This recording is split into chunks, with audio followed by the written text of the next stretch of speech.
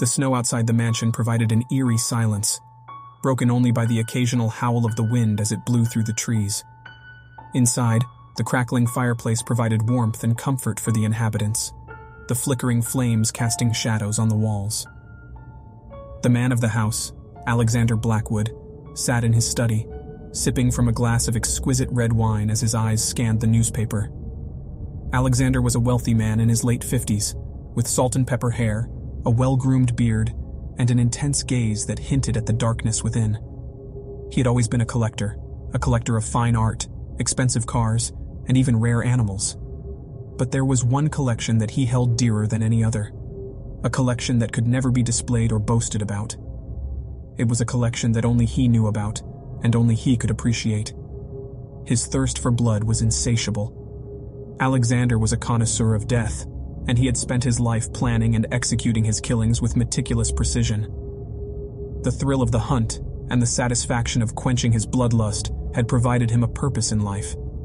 He had amassed a considerable body count, with each victim chosen for their unique qualities that would satisfy his craving for the macabre. His latest target was a young woman named Amelia, a beautiful and talented dancer. Alexander had been following her for weeks, learning her routines, her habits, and her fears. He had studied her every move, and the time had come to add her to his collection. "I do believe she will be the perfect addition," Alexander murmured to himself, his eyes narrowing with anticipation. He stood up and walked to the window, staring out at the falling snow. The night was perfect for his plans. The weather would keep most people indoors, and the heavy snowfall would cover any tracks he might leave behind.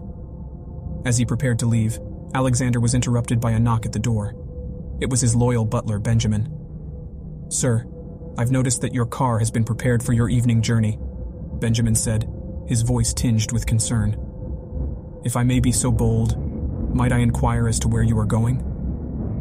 Alexander smiled at Benjamin's loyalty and discretion. The man had served him for decades and had never once questioned his activities, even when they seemed suspicious. "I'm merely attending an event, Benjamin.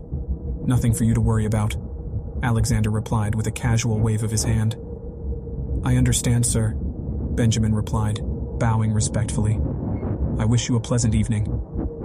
With that, Alexander left his mansion, driving the sleek black car through the snow-covered streets. The night was cold and the roads treacherous, but nothing could deter him from his purpose. Arriving at Amelia's apartment building, Alexander parked his car and made his way inside. He had studied the layout of the building and knew exactly where to find her. He climbed the stairs, his heart pounding with anticipation, and found her door. He had come prepared with a lock-picking kit, but to his surprise, the door was unlocked. The apartment was dark, and he could hear the soft sound of breathing from the bedroom. Alexander felt a thrill run through him. The hunt was about to begin. He slipped into the apartment, his footsteps silent on the carpeted floor. As he approached the bedroom, he could see Amelia asleep on her bed, her chest rising and falling with each breath.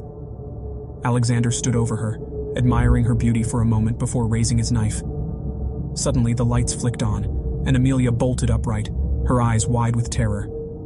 At the same time, the bedroom door slammed shut, and Alexander heard the sound of a key turning in the lock. He was trapped. "Did you really think you could just walk in here and take my life?" Amelia snarled, her voice dripping with defiance. "I've known you were following me for weeks, and I've been waiting for this moment." Alexander's eyes widened in disbelief. Never before had a target turned the tables on him. His mind raced as he searched for a way out of this situation. He lunged at Amelia, hoping to overpower her and escape, but she was prepared. She dodged his attack, and with a swift, powerful kick, sent him crashing into the wall. As Alexander struggled to regain his footing, he heard the sound of police sirens in the distance, growing louder by the second.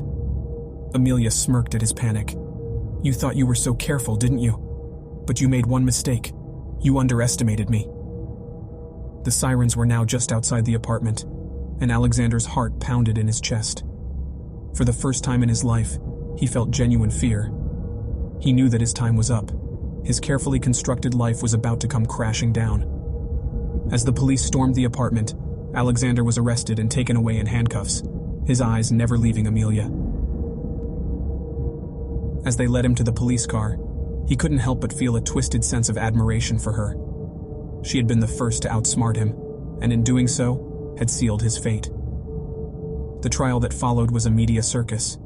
The world was shocked by the revelation of Alexander Blackwood's horrific crimes, and his name became synonymous with evil. The once wealthy and respected man was now a pariah, despised by all. In the end, Alexander was found guilty on numerous counts of murder and sentenced to life in prison without the possibility of parole. His carefully curated collections were seized, and his mansion was sold, the proceeds going to the families of his victims. As for Amelia, she became a hero in the eyes of the public. Her courage and determination to bring her would-be killer to justice were celebrated, and she found solace in using her newfound fame to help other victims of violent crimes. But even as the world moved on, and Alexander's name faded into the annals of history, one thing remained true. The bloodlust that had driven him for so long had never truly been quenched. As he sat in his prison cell, Alexander couldn't help but dream of the one that got away, the woman who had bested him and sealed his fate.